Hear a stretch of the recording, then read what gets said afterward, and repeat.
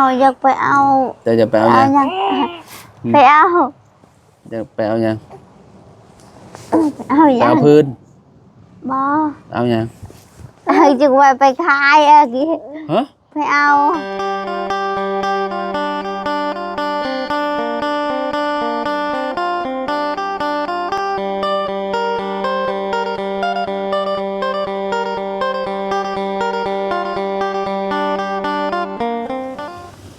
เอาพี่น้อยเนาะเปิดภาพมาก็อยู่นำพลักหน่อยเด้อบัดนี้เด้อพี่น้องเนาะเอาสบายดีเด้อน้องเด้อสบายดีเนาะขออนุญาตหน่อยครับมาของเช้านี่บ่เห็นลาวพี่น้องเอาไปซักเครื่องฮะเอาไปซักเครื่องเอาจะไปซักเครื่องบ่เลยอ๋อหาก็มาฮอดบางบ่ดนนี่บ่เลยเพิ่นคิดว่าจะไปอันน่ะเอาแฮงที่เราบ่ได้ไปบ่บ่ได้ไปชวนไก่บ่มีรถไปอ๋อส่วนไกลแล้วบ่มีรถไปดูเอาเจืองไปแบบไรซะเราขอรถเขาคอรถกระเจ้าดูยืมรถกระเจ้าไปบ่เขาติดไปนำกระเจ้าบ่โดยอ๋อเอาคนอื่นกระเจ้าไปทางเดียวกันบ่ไปทางเดียวหมดบ้านไปชวนนั่นชวนที่ว่าอาเจืองไปนี้ดูบ่ซ้อนก็ไปบ่ซ้อนก็ไปชวนเดียวกันนี่ไปชวนเดียวกันเจ้าไปลายเนาะสวนนี่เนาะแบบว่าชุดนั้นน่าจะเป็นสวนใหญ่เนาะสวนใหญ่ทางน้องห้างเพิ่นบ่มีรถพี่น้องเนาะรถคันนี้ก็คือแบบเป็นบ่อนอันเมียนเสื้อผ้าแล้วนี่เลยจอดใต้คาโลอยู่พี่น้องเนาะบ่มีเงินซ่อมคะแนนซ่อมก็น่าสิแพงอยู่ไอ้บ่เนาะแพงประมาณล้านกว่าๆไปแล้วเนาะตูยังลายเคยไปถามเขาอยู่บ่เขาว่าแบบใดเจืองบ่ฮู้เจืองจักเราไปถามเสียงไปใช้นี่ไปเล่นมาบางเช้านี่ว่าสิถามเสียงรถโอ้พี่น้องเอ้ยเนาะย่านบ่หรือว่าแนวใดเราย่านลี่อยู่เทิงเฮือนพุ่นเลยขนาดเห็นกันคุมื้อได้เนาะเลยมันเราย่านคะแนนบ่เห็นกันนี่แฮงจักสิซำใดพี่น้องโอ้กินได้คนน้อยเนาะแขวจักเล่มแล้วนี่ยังลายอยู่ค่ะฮอดแล้วบ่5เล่มฮอดแล้วนี่เทิงเท่าใดยังลายเทิงฮอดแล้วบ่3ฮอด3หน้าเพิ่นไข้แน่เนาะเลยล้มแล้วหน้าบีเด้อพี่น้องหน้าแตกเพิ่นนอนแล้วบ่นี่เนาะนอนแล้วเบาเสียงเพิ่นว่าจังได๋อันห้องน้ำค่าสร้างพอแล้วบ่ยังบ่พอค่าสร้างเท่าใดฮะเนาะ4 ล้านบ่เพิ่นยังได้4ล้านบ่อุปกรณ์เฮ็ดนี่มาครบแล้วบ่หรือว่ายังบ่ครบก็บ่ฮู้มันครบแต่เห็นอันนี้ดินบล็อกปูนแล้วก็วงกบบานได้แล้วก็ไม้หลังคามันแล้วก็เสาโอ้มาแล้วก็อันนั้นทอยังขาดสังกะสีเนาะโดยกับค่าสร้างคิดว่าได้พี่น้องเนาะเพราะว่าดินนี่ก็มาแล้วเนาะทรายเราจะทำมาเชื่องจึงมีเงินละ1 ล้านละคุบค่าสร้างใครมีเงิน1 ล้านเราจะทำมาเชื่องเราอยากถามพ่อเจ้าว่ามีเงิน1 ล้านบ่โอ้ยเอาก็อยู่นำเมียติเงินเมียบ่มีบ่เมียบ่ได้ถือบ่เงินบ่จึงถือผัวถือบ่เลยแล้วว่าเมียเป็นคนถือบ่ได้ถามกันติอยู่นำกันบ่ได้ถามจึงไปตลอดบ่ค่อยได้อยู่เฮือนแต่ละมื้อเรากลับมาจังโมงซะน้อง แบบ แล้วกลับ สมมุติว่ามาเอา12โมงซะมาบ้านมาเฮือนนี่ตอนแรงไปอีกแบบ ไปอีกแล้ว แบบกระเจ้าน่ะหาไปนี่กับ ตอนค่ำๆนี่ฮอดบ่7 8 9โมงกลับมา 7 8 โมงเมื่อกินแล้วนอนเลยอาบ เมื่อย น้ำน เนาะ อน มาแล้วก็พักผ่อนนะเอาแฮง โดย ไปสู่ต่อพี่น้อยเนาะบ่ได้อยู่เลยอาเจืองมาสุดนี้แล้วบ่ได้เห็นอาเจืองเลยพี่น้อยเนาะคือแบบมายามเช้าบ่ได้เช้าแล้วสมข่อยมาก็ประมาณ7 8โมงก็บ่ค่อยเห็นเพราะว่าเราออกไป5 6โมงเนาะออกไปเนาะ โดย สวนไก่มีอยู่บ่บัดนี้ มียังมีไล่ถึงกัน มื้ออื่นจะไปบ่มื้อ มื่นเขาไป ไปแบบ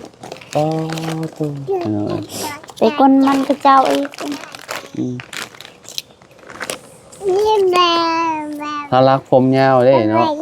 ผมยาวนี่แหละพี่น้อยอ่าบินเนอร์น้อยเด้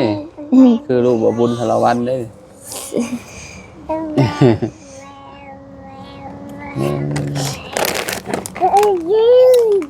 มื้อนี้เพิ่นก็เนาะอยู่เฮือนพี่น้องเอ้ยเนาะทางห่างอยากนอนแล้วบ่จ๊ะ บ่เราหยุดลิ้นอยู่ดิน เก็บลงดินขี้ดิน โดย เป็นได้คนน้อยในท้อง กินยาบำรุงอยู่บ่ หมอ ฮะ บ่มียาหยัง บ่ได้บำรุงบ่ได้ไปฝากท้องบ่ บ่ ปล่อย ไป ธรรมชาติเลยบ่ โดยไปเวียกตลอด อ๋อก็คือตั้งแต่เจ้าท้องมานี่คือช่วงเฮ็ดเทือนเนาะเจ้าอยู่เนาะเฮ็ดเทือนเนาะเฮ็ดเทือนบ่ได้ค่อยได้ไปเนาะ บ่ บัดนี้เฮ็ดเทือนแล้วจุมเจ้าไปคุมื้อ โดยไปคุมือเลย ก็ใช้บาวก็ใช้อยู่นี่ ใส่หยังใส่อยู่นี่ บาวมันต้องขึ้นภูก็ขึ้นอยู่รถ เอากระเป๋า โดย กระเป๋าอันพาด เบา ใส่เอากระเป๋าเป็นแบบอันพาย ใส่ เอาบ่ บาวบาว ใส่บ่าเอาบ่ บาว บ่าแบบใด บาวแบบ แบบเจอ แบบ ก็ บาวเข่าก ระเป๋าเข้า แบบบาวเข่าไว้เฮา บ่แล้วก็เอามันใส่แล้วก็เจ้าก็อ้องไปทางหลังนี่บ่ โดย แบบนั้นบ่ เอาไปขึ้นอยู่รถ เจ้าหาได้ โดย จะบ่ได้รู้สึกว่าเจ็บในทุ่งในท้องบ่ เฮาชื่อแต่หมอเข้าก็เฮ็ดแบบนั้นเฮาก็เฮ็ดแบบนั้น บ่ว่าเจ้าหาบ่ได้ค่อยเป็นหยังที่ในทุ่งในท้องบ่ได้เจ็บบ่เวลาไปเฮ็ดเวียกนั่นนะ เจ็บ เจ็บบ่ ดู อันตรายเด้เด็กน้อยยังตัวน้อยๆนึงในท้อง เจ็บเฮาเฮ็ด เจ็บบ่เจ็บแต่ก็เฮ็ดบ่ ดูเราเฮ็ดก็เฮาก็เฮ็ด ผัวเฮ็ดก็เฮ็ด ดู ได้จักเดือนเลยนี่น้องหัวไอ้น้องหัวไปซะน้องหาง บ่ฮู้ ลูกเจ้าไอ้ใด บ่ฮู้ เจ้าบ่เคยไปอันนั้นบ่ บ่ บ่เคยไปกวดบ้างบ่ไปโกบ้างยังบ่เลยแล้วเนาะ ดู อืมเฮ็ดเวียกหนักพี่น้องเอ้ยเนาะบางคนน่ะก็เจ้าท้องก็เจ้าบ่ได้ให้เฮ็ดเวียกหนักขนาดนี้เลยก็คือน้องนี่ไปขนมันขนมันแล้วก็ยกน้ำบ่หรือว่าจังใด บ่ก็แบบมันอยู่ภูภู ผู้นี่ได้ยกบ่ผู้ ดู แล้วก็กิ้งออกมาบ่ จึงมาอยู่ขึ้นภู สมมุติว่าขึ้นผู้นี่ก็เจ้าใส่กระสอบแล้วก็เจ้าก็หนทางเนาะสมมุติว่าเป็นหนทางนี่ก็เจ้าก็อันปั๊มลงมาแล้วก็ให้มันลงมาข้างล่างแม่นบ่ ดู อืม หาขึ้นรถผู้ชายฮับผู้ชาย ผู้ชายหับอยู่เทิง ดู ผู้หญิงอยู่ข้างล่าง ดู เอาแล้วมีแต่ผู้ชายอันยกขึ้นอย่าง บ่ เดียว ผู้ชายผู้หญิง อ๋อ แบบ ซอยกัน โดยซอยกันมันลาย อืม ขึ้นภู เจ้าก็ได้งัดบ่มัน บ่ มีแต่ผู้ชาย มี บ่ แต่ งัด ผู้ชายงัด อ๋อผู้หญิงเป็นคนเก็บ โดยเก็บใช้บ้าวแล้วก็ซอยผู้ชาย ช่วยผู้ชายอีก โดย โอ้ตัวนักได้พี่น้องเอ้ยเนาะ งานมันนี่ คันคนบหลายก็บ่ทัน อืม แบบนักมัน นักแล้วหัวหนึ่งก็พอแห้งเป็นเท่าไรกิโลกันเนี่ยมันหัวใหญ่แล้ว โดย ส่วนก็เจ้าก็หัวงามบอกมัน แต่จุมเจ้าไปแต่ละสวนนะ ก็งามมันชำนี่ ชำไรชำลำคานี่ โดยยัง ถือว่าสุดยอดเลยเนาะ โดยเก็บขึ้นภูอีกเมื่อย เมื่อยก็เฮ็ดได้เนาะ โดย หมดเอาสู้ๆเพื่อลูกเนาะเด้าก็สู้เพื่อลูกกันแหละพี่น้องเนาะเจียงก็ได้เนาะไปตลอดเลยตั้งแต่ขึ้นเฮือนแล้วนี่บ่ได้คอยได้เห็นบ่คอยได้อยู่ต้องยามค่ำมารีรอผู้ประมาณ 7-8 โมงผู้เรากลับมาพี่น้องเนาะทางนี้ก็เข้าห้องเข้าหยังแล้วเนาะ โด บ่ ย ได้เห็นกันแล้ว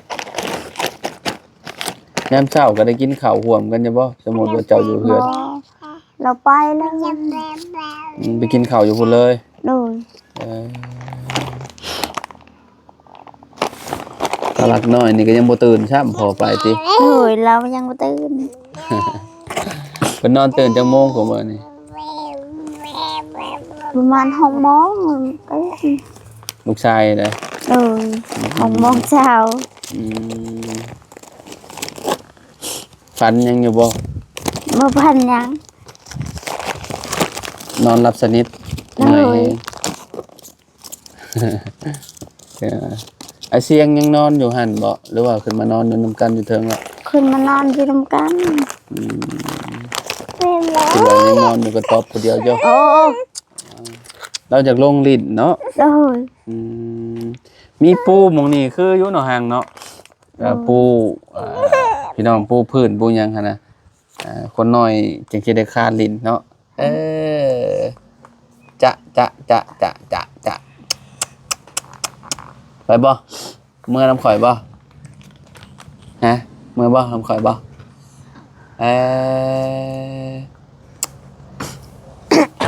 ตาเพิ่นยัง โอ้ไข่นี่แหละเนาะ โดย สิกินขนมได้แล้วพี่น้อย ขน เนาะ ม กินขนมแล้วเนาะคนน้อยๆนี่โหเดี๋ยวให้ข่อยกินได้นี่โห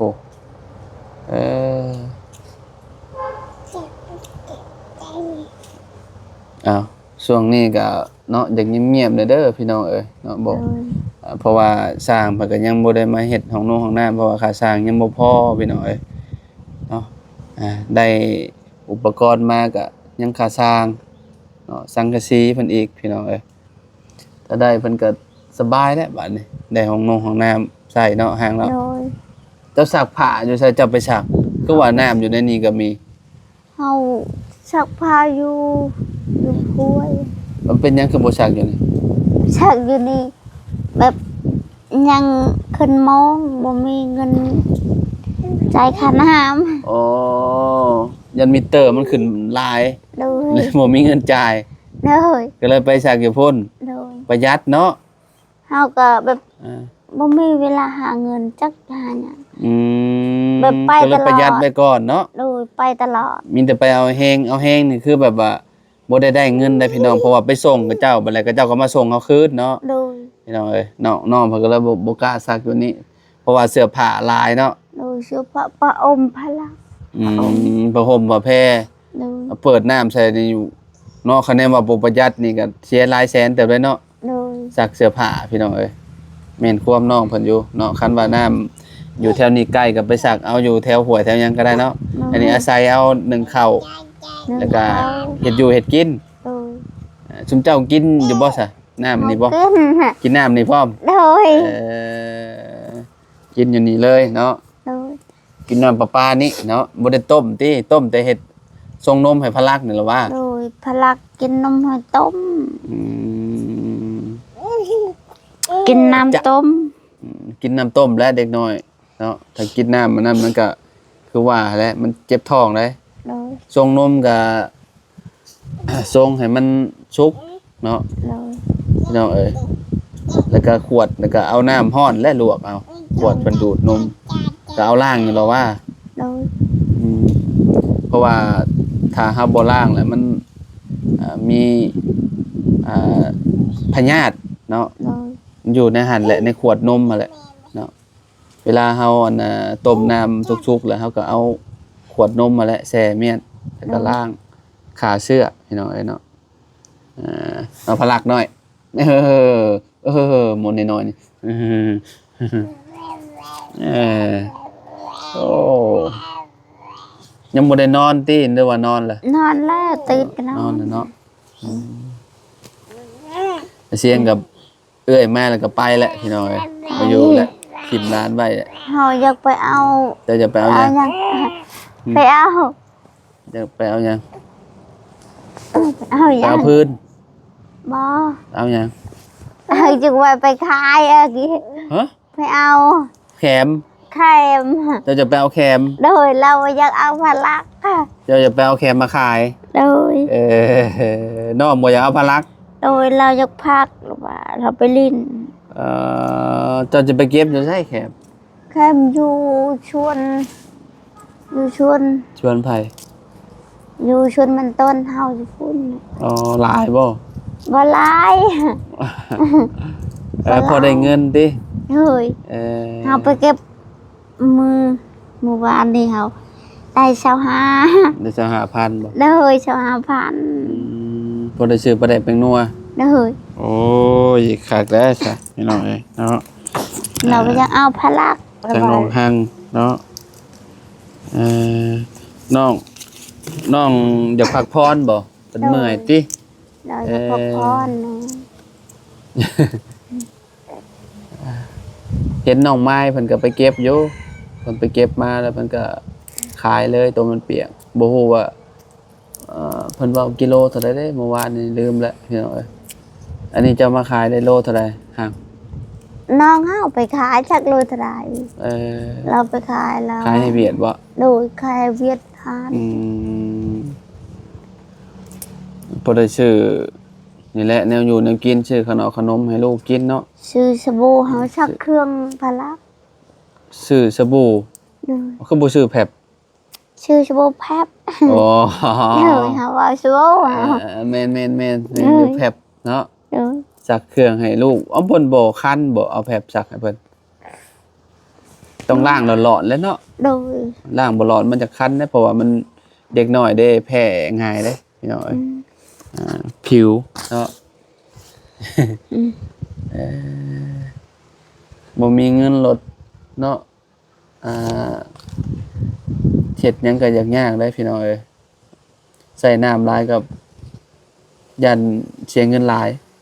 คือประตู7 ปีกันเราเสีย 5,000 กีบเดือนหนึง 5,000 กีบ 10,000 นี่แหละ โด เพราะ ย ว่าเราบ่ค่อยได้ใช้เด้ โดย เราบ่ค่อยได้ใช้น้ำปานใดมีแต่อาศัยนึ่งข้าวอยู่เฮ็ดกินแล้วก็เปิดกินหั่นน่ะ โดย น้ำนี่คือแบบแทบสิ